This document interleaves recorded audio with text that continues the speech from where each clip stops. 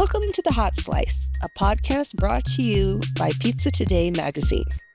I'm Kate Lavin, and I'm joined by Editor-in-Chief Denise Greer. Hello, Denise. Hello, Kate. So you're going to notice I'm like a little frog today. Sorry,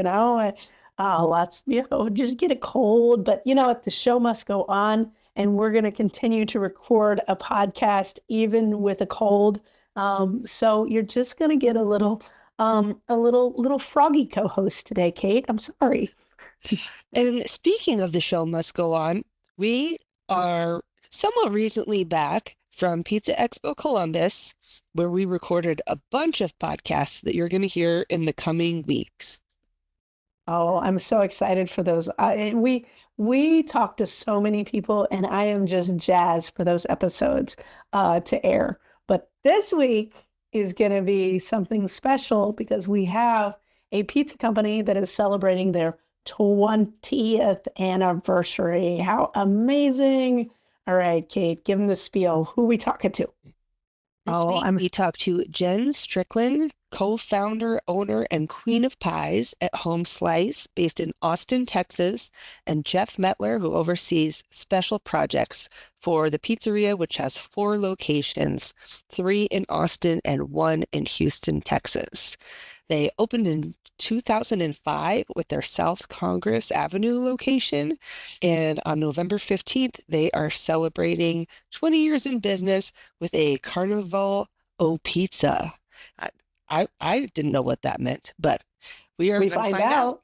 Exactly. Mm-hmm. And we also get we get to be the first to know about a designation they got from the city that they had to go and appear by a judge to get a proclamation for. So you can't miss that because it's really fun. Absolutely. Let's get into it. Performance Food Service is proud to deliver high-quality products, innovative technology, and custom operational solutions to restaurants of all sizes across the country. The flagship division of Performance Food Group, with deep roots in the restaurant industry, Performance Food Service has been the exclusive distributor of the Roma family of brands for more than 65 years. This signature relationship has allowed Performance Food Service to become a leader in the pizza and Italian segment of food service nationwide. Are you ready to elevate your bakeware game? Spokane, Washington-based Lloyd Pans is the trusted name for professionals and home chefs alike. For over 40 years, Lloyd Pans has been creating innovative food service, bakeware, and pizza pans and tools designed to deliver perfect results every time. Whether it's crispy golden pizza crusts or perfectly baked pastries, Lloyd Pans' durable, stick-resistant, and proprietary pan finishes are a game changer. Visit lloydpans.com to explore our full lineup and find your perfect pan today. Need shipping quotes or custom products? Email sales@lloydpans.com for personalized service. Hey Pizza Pros, after a long, exciting day at Pizza Expo, you deserve to kick back with people who just get it. That's where Beer and Bowl comes in, the ultimate networking event where pizza makers, operators, and industry legends come together to talk shop, learn from each other, and have a little fun over a cold one. Whether you're new to the industry or a seasoned pizza veteran, Beer and Bowl is your chance to connect, share ideas, and maybe even spark your next big business move. Grab a drink, pull up a chair, and join the conversation that keeps the pizza world spinning. It's only happening at Pizza Expo on Tuesday, March 24th from 4:30 p.m. to 6 p.m. Come thirsty, leave inspired. Well, hey there, Jeff and Jen. Thank you so much for hopping on to the podcast with us today. We really appreciate it. Thanks for having us. Yeah, excited to be here. Thank you. And you have some big things happening. I mean, huge. So tell us what November means to you and what you're going to do with it. Go ahead, Matt. Kick us off. I mean, this November is really important. Jen will tell you about a November back in 2005 where this company first started. But I'll tell you about this November. On November 15th, 2 Saturdays from now coming up, we're going to throw a Carnival of Pizza to celebrate our 20th anniversary, and we'll also be doing so in a day where Travis County in Austin, Texas, has proclaimed it officially Home Slice Pizza Day. That is amazing. So we've got to say, how in the world did you get a day dedicated to your pizzeria? We've seen this a couple of times, but honestly, I can't even fathom of how to make that happen. Well, I wish we could say it's just by serving delicious pizza and being a pillar of the community, but you know what they say, it's who you know, not what you do. Well, Judge Andy Brown here in Austin, Texas, Newt Joseph, Jen's husband from college, and kind of thought about us one day and sent us a message through Facebook and said, "Hey, I have an idea. What do you think about?" I think it was when we first started putting the 20th anniversary out in the social media airwaves. He's like, "Oh, let's celebrate this together as a whole city." So he first posed the message, and then here we are. I was in court an hour before this meeting today to get the proclamation approved. That is amazing. Love It's it. so cool that you have to go to court. I had no idea. All judges were there. I'm glad that we kind of went first in the hearing, because after me it was like veterans proclaiming it Veterans Day, and there was like a black political leaders group right after that. I was like, I'm just the pizza guy. Nothing. Now, I would never say just a pizza guy. Like just a pizza. It's pizza is the most important food in America. So we say it's the most important. I say. Heck yeah. You're here. So Jen, Jeff called you the Queen of Pies. Was Home Slice your brainchild? Yes, I have to say it was. I just moved to Austin from New York. I grew up in New York and went to college in New York City, and I have a big Italian family, and Italian food and hospitality and pizza, it was a big part of my life, and really honed the love of it in New York City, and then moved down here and just couldn't find good pizza. And every time something new opened that said it was New York style, I would like be the first one there, and then it would be like, wah, wah, not really, not really. And then people would be like, you can't, because the water, you need that certain kind of water. It's never going to be like this, whatever. And so I was just always disappointed. And I actually, at the time, was a journalist. So I was the food editor for a while, and for our alternative news weekly in town. And so I got all the skinny on like who was opening and what they were saying about their food. And I would always be so excited and then ultimately disappointed. So I wanted to have that fill that niche in Austin for New York style pizza. I think that is the common thing of how New York spread around the country is New Yorkers moving and going, I can't find this. I can't find a New York pizza anywhere in the country. And then so they've moved it. So I love that. Yeah.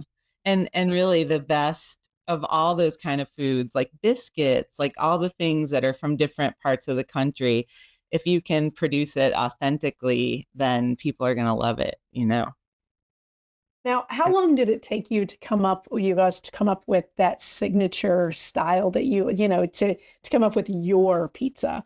What was that like to come up with, especially back in the day when, information wasn't at our fingertips at that point? So, a friend who also loved pizza and knew my love of pizza, and that my mission to have good New York style pizza, gave me a cookbook so many years ago in the 90s, and the cookbook had a recipe for New York style pizza and taught you how to put quarry tiles on the bottom of your oven to mimic a pizza oven, and also disable your thermostat so that you could crank your oven really high. And I started doing that at home and practicing and just serving my friends. And they were like, oh my God, this is so good. This is better than anything we have in town. You should open a pizzeria. And I was like, yeah, haha. And, it turned out that when we actually got serious about it, those were the basis of my recipes. And then another funny story is when we were starting to go ahead, I didn't know what it was like to make pizza in a shop or on a larger scale. So I wrote to a bunch of places that I loved in New York City just corner slice shops, trying to see if I could do an internship or something, just to like see if I liked it before I like dedicated my whole life to it. And I knew I would learn some stuff. And it was hard to get that gig. Nobody, like, at the time, a lot of the people that I contacted were just family mom and pop shops, mostly run by men, mostly men who were just like, what do you mean, little lady? Or like, no, because they were being very proprietary about it, or they just didn't get it. It was hard to communicate this. It was literally before there was that much, there wasn't social media, all of that. So I had a friend in college who became a financial planner, and one of his clients was a guy just over the bridge in New Jersey, and he talked him into letting my husband and I go and work with him for a few weeks. And he was just awesome. And, he was an open book. And so I got to just see the ins and outs of the business before we actually did it. And I think we already had our recipes, but I saw them scaled by him, making them, and what the whole process was and how it's like different than in your kitchen. And so I learned a lot from him. And that was great. And then we came back and started practicing. That's awesome. I'm glad the pizza industry isn't as cagey as it used to be. It's evolved into a more collaborative, family growing atmosphere. People are like happy to share what they're doing with dough and how to help make other pizzerias better. And I really embrace that new culture in pizza shops. Yeah, that's the thing I love. I love that about pizza, and it's even evolved since I've been in the industry for, 15 years. We've seen just this collaborative nature come hold.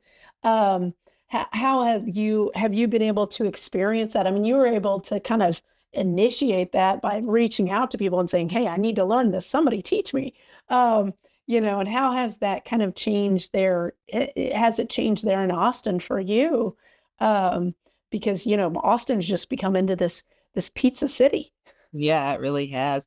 Well, we've always been an open book too, because of the generosities that were laid out for us. And we always feel like what comes around goes around. There's no sense in trying to be scared of taking your customers or keeping anybody out, because we're all different. And even if someone opens a place that rivals us, it's just going to make us better, by getting to tweak stuff. So we've always been open at our shops, and our leaders have been open to talking to people. People all the time ask us, like, other restaurant people that are restaurant friends that want to go into pizza. I've met with them. We've all met with people who were just helping get started or answering questions. It never hurts. Always helps. When we were first developing our Sicilian recipe, Tony Gimignani welcomed us into his kitchen and showed us how he was doing it. We became friends with Brandon and Zane Hunt over at Via 313 early on. Did a lot of collaborations with them. We helped out the 5 Points guys over in Tennessee with their original ideas. We love spreading the pizza gospel and helping people, figure out what their pizza spot is, And that is great. I have to ask, what's a Carnival of Pizza? Well, so yeah, we started this when we first opened it as for our first birthday. So I guess it was in 2006, maybe it was our first one. And so Terry and I, my business partner, we grew up when we were little. We just both had these memories of we would throw neighborhood carnivals in our yard for charity. Like I think UNICEF used to do one or something. And you would just make all these games, and it's like a lemonade stand, but then you give all your proceeds to charity. And we both remembered that. And so we were like, let's just have this charity carnival, but let's make it all about pizza. So we had, we just got really silly with it. And everything is like homemade and DIY. But now that we look back at all the signs we made and unpacking, they're just like such beautiful pieces of folk art, like the staff that you have that painted all those things. And some people were like incredibly talented, and it's just really cool. But so we started out just by that. And actually, when we were trying to think of like what will be our pizza entertainment, some obvious things came up, like a pizza eating contest or whatever. But then we also like made all these pizza themed games, and we even that first year or the second year, I think, had Tony Gimignani come and do his like pizza acrobat stuff, because he had just been winning all those awards and the competition in Vegas, and that was really cool. And he brought a team, and so that was a performance. And we just sort of went from there, but that's what the inspiration was. So what's the 20th? What's the 20th going to be? So 20th, and we haven't done it since 2016. So we took a big hiatus on events, but now are reopening this Carnival of Pizza, and it's in the place of our parking lot. So we have a dine-in and a takeout side by side that shares a parking lot space that most would say is a parking lot too small for the amount of business that we do, but is the perfect size for like a backyard parking lot carnival. And we put a stage in the front and a stage in the back, and games and booths aligning either side of the parking lot. When you first get in, you'll see dough throwing competitions and box folding competitions going on in the front stage. And as you walk through, you'll see the pepperoni pitch and fishing for chovy and the ring toss, and like some games that you're accustomed to, and some games you would never in a million years imagine actually existed. And as you get further back, you'll see the dunk tank and the lion's den, all designed to raise money for charity. As you work your way back to the entertainment stage, where we're doing Frankioke, which is Frank Sinatra karaoke, along with we have a couple dance troupes, break dancers and hip hop dancers coming with different DJs. And it's going to be wild. It's going to be the biggest, baddest carnival we've ever thrown. We have the Great Calzoni, who reads your slice and tells your fortune. We have that's amazing. Yeah, there's lots of goofy stuff that we've come up with over the years. So that sounds so cool. Fun. So let me ask you this. You've been in the business for 20 years. Is there anything that really has like stands out, bar none, above everything, as far as an experience that you've had within the industry or within your shops? Well, not sure if you're looking for like an instant or a theme, but I'll start with the theme, which is that, when we first started this, my whole mission was to get the food out to people. Like, I am like, this food is missing in our town and we need to share it with people. But over the years, what's evolved for me is the passion of the people that work for us, and just fostering human connection with our staff, but also teaching that how important human connection is, especially in this day and age when everything's online and fast ordering and, in and out. Like, to me, turning the light bulb on of how important just everyday interactions with strangers are is really my passion now, and really helping anyone in our team grow to where they want to grow. Like, that's just so rewarding. Like, even beyond sharing the food, the people are really, really rewarding. And so that's one thing. And Matt, you should go if you have something. Well, an example of Jen's theme that I instantly think of when she says this is the choices we made and the actions and the what we put into existence during the years of COVID, when there were a lot of restaurants and friends of ours that had no choice but to close down, or did have the choice and chose to close down. From one day to the next, we had half the amount of employees and half the amount of business, and changed everything we did every day. But we did things not to it was never to make things easier on ourselves. It was always to make things safer and more pleasant for our staff, but also more enjoyable than ever for our clientele and for our guests. And I think during that time, as people started seeing the things that we were doing from curbside to, you're bringing it right out to your car and transforming our dining rooms into call centers and doing all of our business and takeout, just changing it as the rules changed. I think that our guests saw it and they received it well. Also, we met new people during that period that hadn't found us organically, that found us because the other pizza shops were closed and things like that. It was a time where I think that we really made the most of it, and we really let our fan base know how important they are to us, and they felt it, and we're still seeing it. And yeah, exactly. It's totally well said.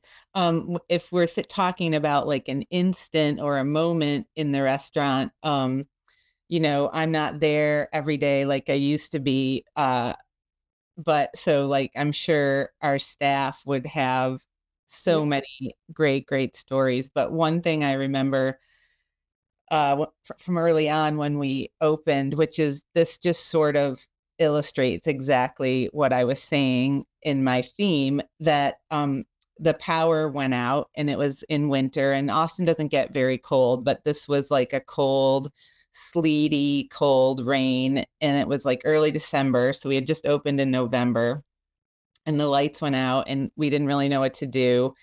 And but pizza ovens are gas, so we could still make pizza. And our I guess he wasn't even our director of operations at the time. A guy that became the director of operations was the bartender, and he was a musician. So someone from the neighborhood ran to their house and got a bunch of candles. And so we put candles all out on the tables. We kept the pizza oven cranking. This guy Nano played his guitar and entertained everyone because like the music was out because of electricity. And everyone on staff just banded together to we didn't know how long it was going to last. This had never happened before. We like iced down the coolers so we wouldn't lose product. Like it was a huge team effort, but also a team effort with the neighborhood because like people went and got stuff for us. And that's just a real good memory I have of one of the first, in the first year we were open. That's really great. It's beautiful. What prompted you to open a second location in the same parking lot? Well, just necessity. We were just getting slammered, and it was really embarrassing because the name of our joint was Home Slice Pizza. Like slice is in the name. And we were so busy that we had to stop serving slices during the dinner hour because we only had one oven, and open and closing it so much for the slices was making the in-house dining pies take so long. I mean, literally, I'm not kidding when I said we made a ton of mistakes in the beginning and just learned through trial and error and people that were experts helping us. But so it was so embarrassing. I mean, people would call us out on it. Like, what? You're supposed to be a New York slice place and you can't serve them during these hours. It was embarrassing. And so when the building across the parking lot came up for rent, it was just like a no-brainer. Let's make that the takeout and slice place, and then we could have our integrity back. Before we opened a takeout shop, which was my introduction to the Home Slice team, was the normal Home Slice dining experience was about a 2 to 2.5 hour wait to get a table. And then after you ordered your pizza, it would take another 45 minutes to receive your pizza. And we were doing things like we created monthly themes that were basically stalling the guests at the table. Is that we'd play a game like rock, paper, scissors or charades, and you get 10% off your bill if you just don't notice how long everything is taking. Those people really liked your pizza. A lot of them still come in. That's great. So did that also have the benefit of really clearing up your lobby, not having so many people there for 3 different reasons? We I have, mean, but yeah, it's very yeah, small anyway. well, we were able to expand our business and add to it and do more. Like at that time before we had the takeout shop, I think that we could only really do two pizzas in every 5 to 10 minute period for takeout. So it was basically like a non-existent takeout operation.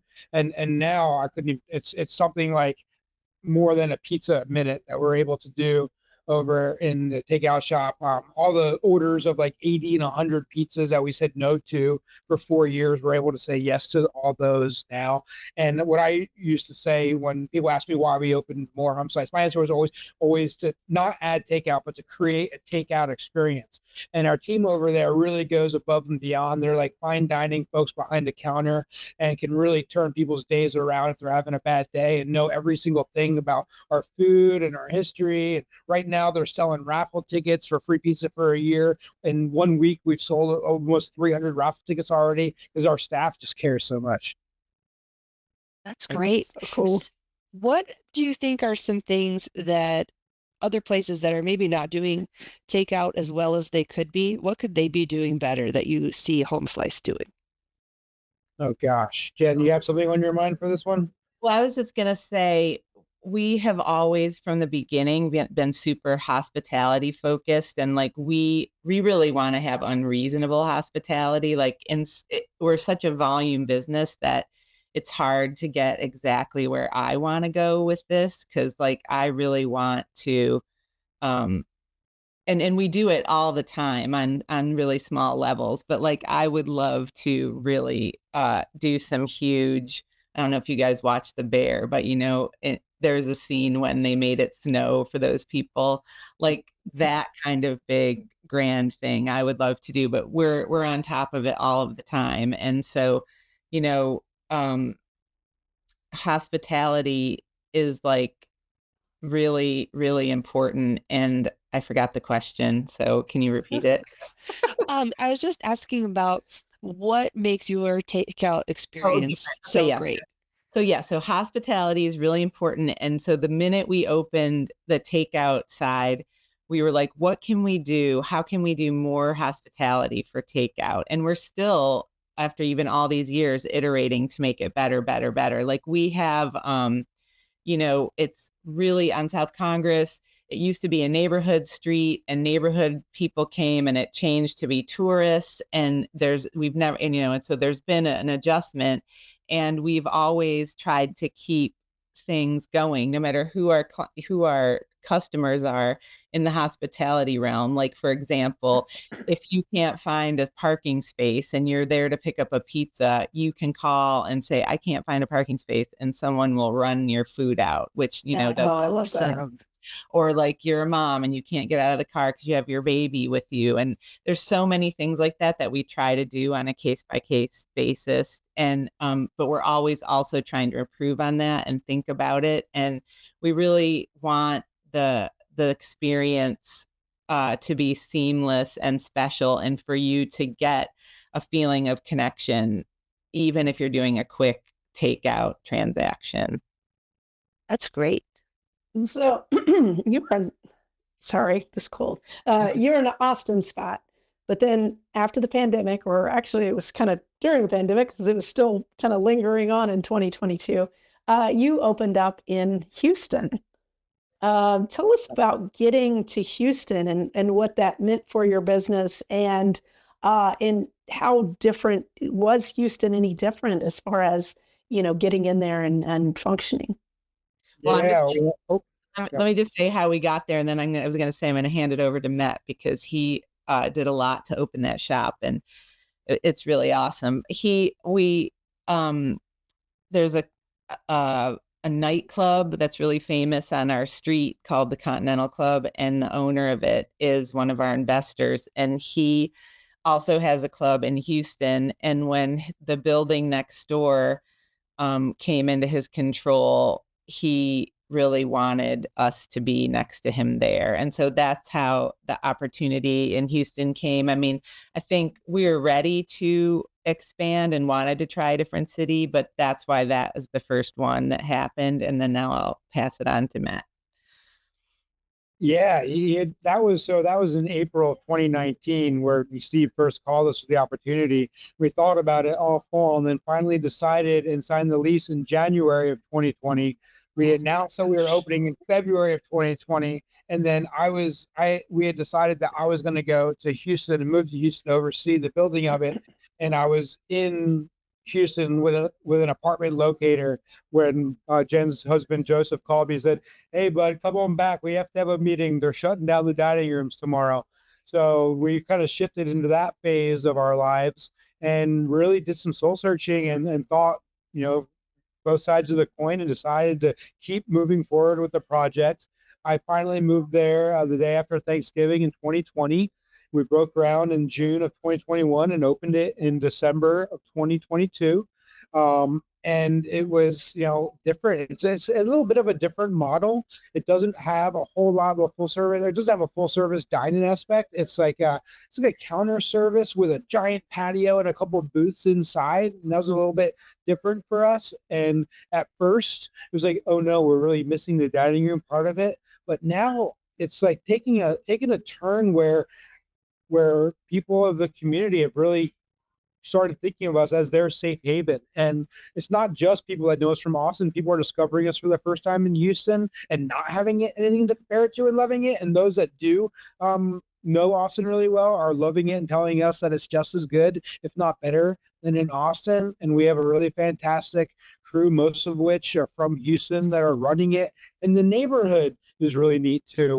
We're not only next to the Continental Club there, but there's a barber shop and a tattoo shop and a record store and a coffee and cocktails. It's a very, very cool little micro neighborhood in Houston. That sounds like a great spot.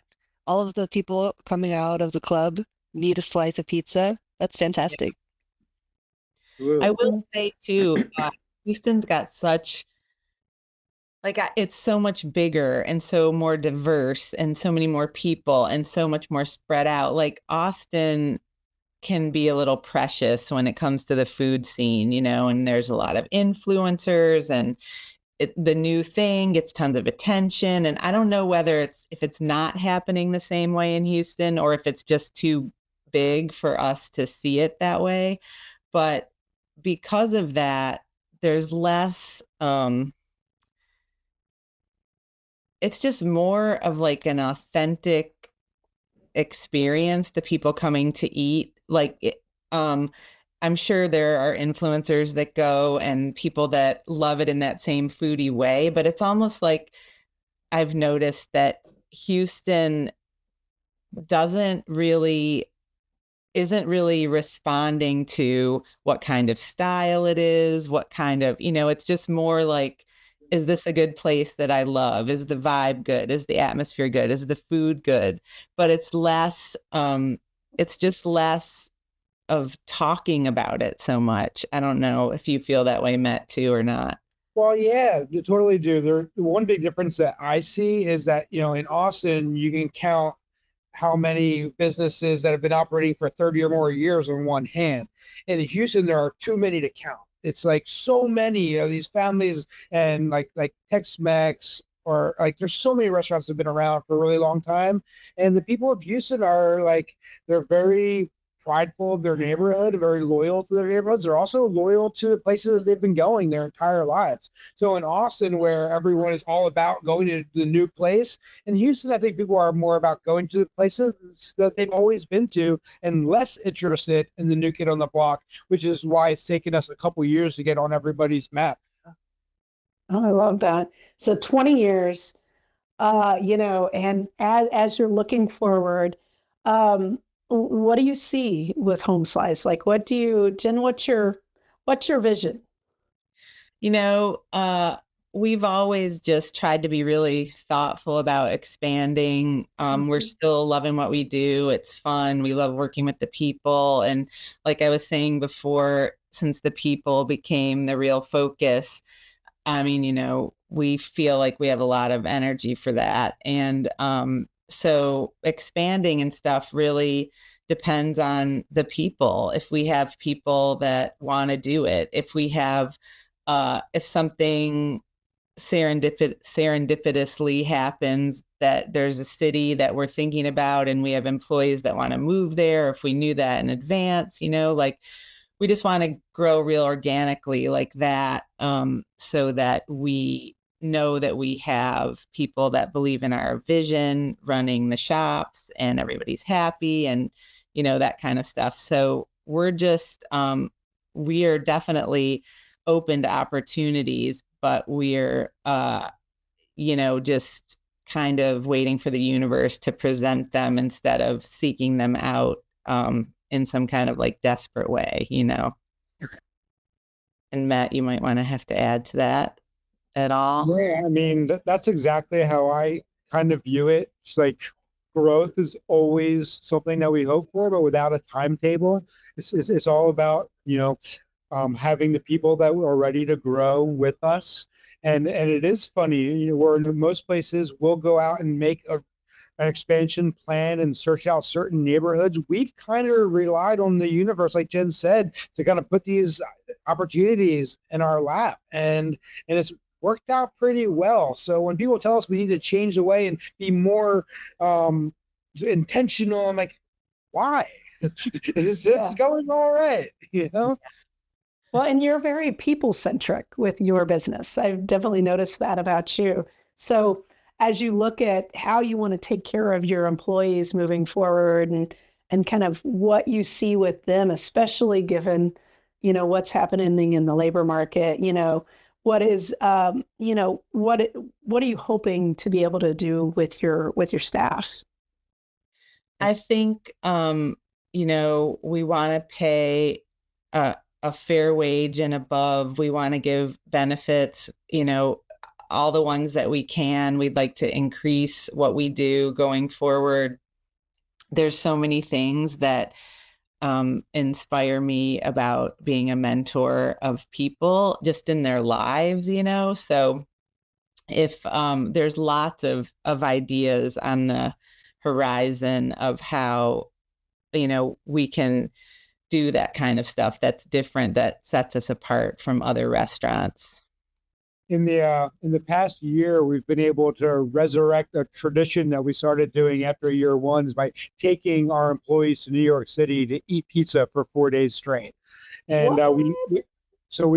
Jen and Terry and Joseph started doing this after the first year, and all the employees that had been full-time employees for a full year got to go to New York City. Home Slice paid for their airfare, put them up in the hotel rooms, and they went 4 nights straight, 3 meals a day, just eating pizza and seeing where the inspiration for our shop came from. And we did it just about every year all the way through 2019, and then couldn't do it for the obvious reasons. And then once we were able to travel again, we always found ourselves too busy, or the Houston project was looming over us, or things like that. And I kept getting put back on the back burner. And just like the carnival, it took a couple employees to put some pressure, like, hey, this is a part of our culture. There are people talking about this every day. It's still in our handbook. I'm still here because of this. And we listen. And we had to recreate. The trip used to be like 30 or 40 people at one time. Really hard to get reservations. We'd have to close the restaurant down. But now we've kind of given it new life and a new meaning by doing like trips of 15 seasonally, one in the fall and one in the spring, being able to keep our restaurants open, giving some of our young leaders more responsibility by running their shops when some of their other managers are gone. And we go for a 3-night trip now and eat pizza and hit a lot of the same spots that we did 15 years ago, and some new shops that are really redefining what New York style pizza is currently. That sounds like such a blast. It's so fun. I mean, Denise and I volunteer. Yeah, I know, right? We do tours in New York, and it is amazing to be able to eat so much pizza in a couple of days. It's just, there's nothing like the New York trip to eat pizza. It's amazing. But we've had you come and do a story on this trip, so next time you can come with us and chronicle the whole thing. Hey, that sounds like a plan. That sounds awesome. Okay, well, we have kept you on here for a long time, but I will close this out with one more question, and that is, what do you have to say to those operators that maybe are just getting going or that are young, of how they can get to this kind of a landmark and what it takes to get to that milestone, that 20-year milestone? Well, I would say, first of all, if you have a dream of opening a pizzeria or a restaurant and you talk to people, lots of people are going to be like, no, don't, it's too hard. And like, I was so lucky because the people I talked to were all like, yes, you do it, do it. So I would say, find your people who are not going to be naysayers and, run it by them. And then so many things like really care about who you're hiring, be picky, plan so much in advance so that you can, measure twice and cut once. Like, think about how you want your life to be, because you can be a restaurant person that works 80 hours a week, or you can focus on hiring people you trust and having more free time for yourself. There's like all these things, like really soul search and plan out how you want your life to be, and then go from there, because that's what we did. Like, we sat down and, none of us were in our 20s, and we were like, well, what do we want? We want families, we want our hobbies, how are we going to make this happen? And so that's one thing we did. And so I would say that is the advice I would give. Do you have any, Matt? Yeah, I mean, you said it so well. The things that I always tell myself is everything matters. Everything matters, like an infinite amount. And don't ever forget that. And Jen and Terry and Joseph teach me this every day, is there's no reward big enough if you make it about yourself, right? This isn't about becoming an individual that is successful in the pizza industry. This is about creating something that others will enjoy and their family members will enjoy and generations will enjoy. And if you're out to just go out there and become a successful pizza person and make some money, there's probably not enough reward coming back for the amount of work you're going to do for that. But when you have other people enjoying it, it's priceless. Well said. I love that. Well, thank you guys for coming on to the show. We cannot wait to just follow the anniversary this month, and congrats on the proclamation, getting your own day. That's amazing.